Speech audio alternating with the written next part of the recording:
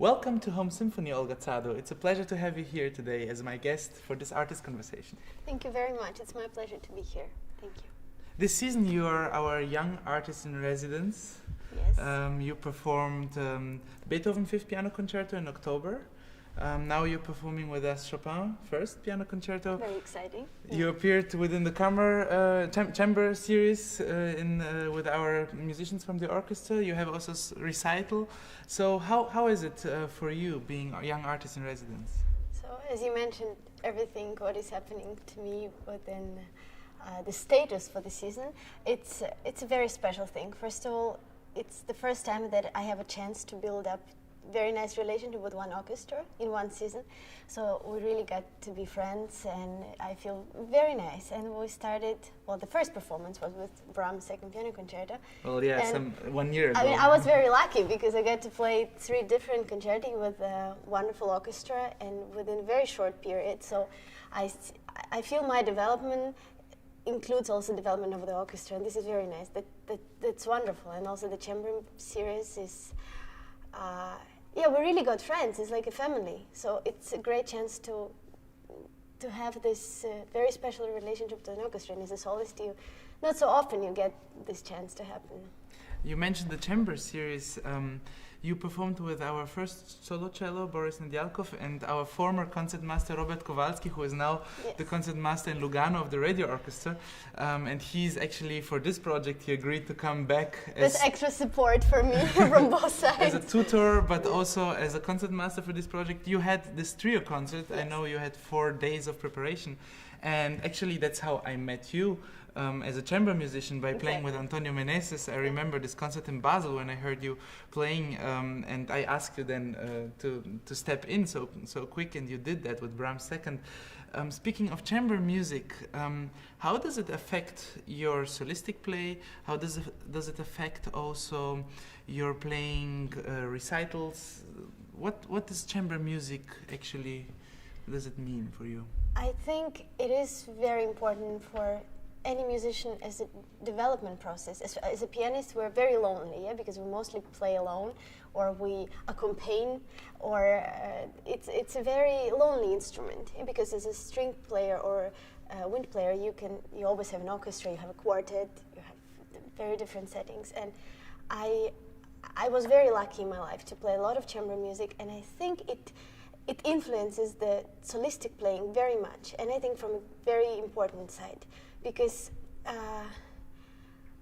you start to think differently. You start to find different colors. You start to imagine different instruments that you can actually do it all with the piano. You can sound as anything.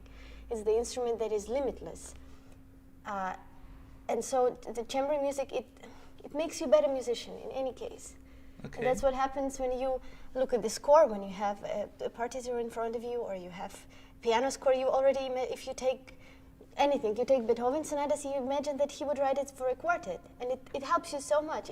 I think it's one of the most important development process and influences that soloists can get is chamber music playing. And coming then to that point where then you come as a soloist and playing with an orchestra, is there a difference, and which difference, or is there none? How do you see it?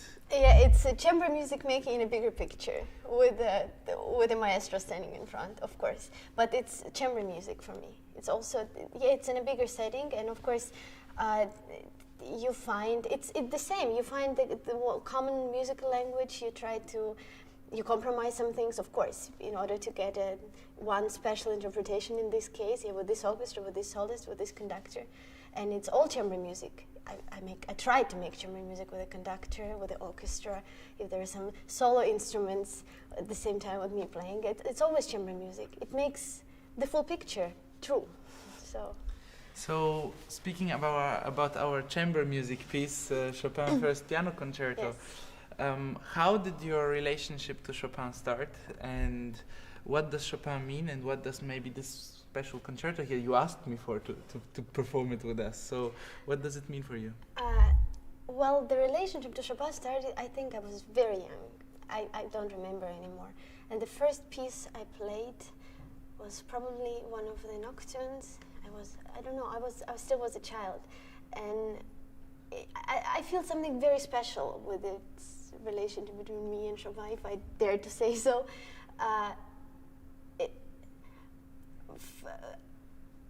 Something very, in his music there is, to me, something very nostalgic present all the time, something that is not understood to the border, that it's still something not yet said completely, and the magic yeah, actually of never saying the things to the end. Exactly, and somehow I feel that I have it very strongly in me, and I felt it also as a child. So this love to Chopin started very unconsciously. So, and then of course with the time I started to play more of his pieces, and the concerto, I always wanted to play it with orchestra. It's beautiful concerto. It's very inspiring, very sad and happy, and all the colors of emotions you can imagine are there. Is this your premiere playing? Yes. So you're playing it for the first time now with us? Yes. Okay, and so how is today we had the first rehearsal. Yes. I have to say, for playing it for the first time, I think nobody thought of that Thank you. today, especially by listening to your sound. What I think, I speak really in the name of the orchestra, everybody was very amazed by the way that it doesn't sound like a piano, it sounds like a singing voice very, very often. One really doesn't, though it's very articulated and clear, you're playing, one really feels that it could be a human voice that is producing that sound. Thank you very much. That's a big compliment to me, because I know that Chopin was a big fan of especially female singing, and he adored the voice as an instrument. And I always try that. Our voice is the most natural instrument. So, the breathing, phrasing, it's the most natural. You cannot fake it. Yeah. And this is why it was always my goal to be able to try to produce it. You know, that this is the magic of Chopin, that you lose everything is written so pianistically, and it shows all your pianistic abilities. This concerto also, like very naked on stage. Yes, very actually. naked on stage, exactly. But this is the magic of it, that when you, like the second movement, for example, for me it's a pure singing, with all the spectrum of emotions, with all the dynamic, he comes from 3 piano to fortissimo within sometimes... From very calm to very... Yeah, very agitato, yes. Exactly. So it's a big compliment what you're saying. That was my goal. Great. No one can hear that. And so how was then it was your first rehearsal with this piano concerto? With this piano concerto, So how was your feeling about it? Very nice. I was nervous, of course, and but I felt support from the orchestra, and it's very nice. I think it's always very exciting to come to first rehearsal. You're a bit, you don't know yet how it can be, and if they will follow will they understand exactly what you're trying to do. But today I found that it was very nice. Oh yeah, I think everybody really followed you well. I enjoyed it very much. Thanks very to clearly you. and really musically very nice. So very nice interpretation. By knowing you a bit now and over the last months, I know that you actually have a quite bright horizon of interests. You studied philosophy. I did too. Yes. What is the first of all, why? Second, does it affect your playing, or how does it affect you as a person, or why actually really philosophy? What did bring you to that? After I finished school, I was lucky to have a choice beside music. Of course, I never planned to stop that, but to have a chance to study something would help me to find the answers for certain questions, and to find myself in certain ways in certain situations. So that's why philosophy. I think I studied philosophy and culture, and of course culturally I was always a very curious person about literature and poetry and music. You of write course. also, right? I do, yes, poems. I do sometimes. And so philosophy, the biggest thing, what I learned, the most important to me, is that I learned never to look at something just with one point of view, with one opinion.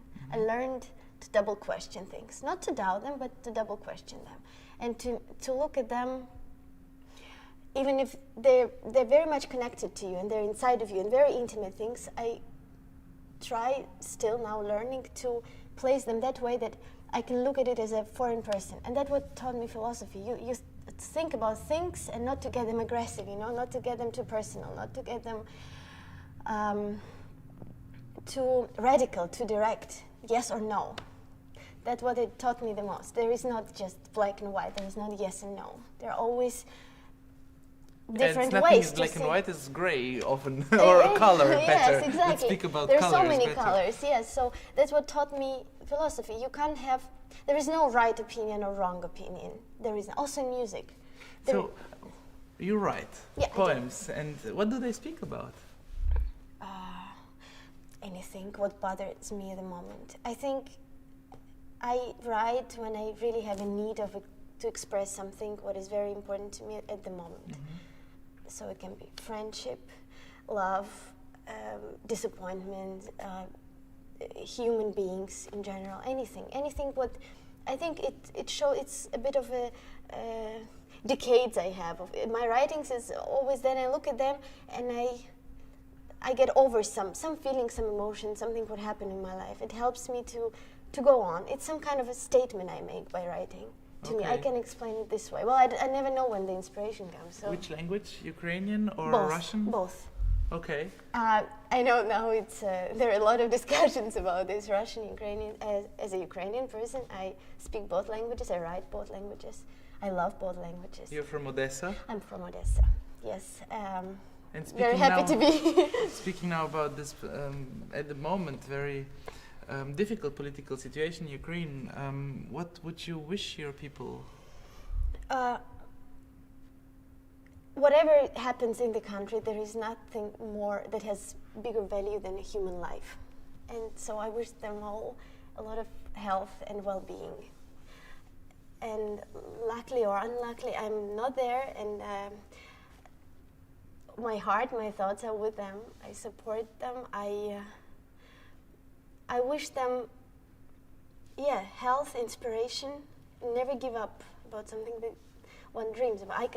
I say I wish them, although it's my people, so I wish us always have this strength to go on and to fight for something what one truly believes in.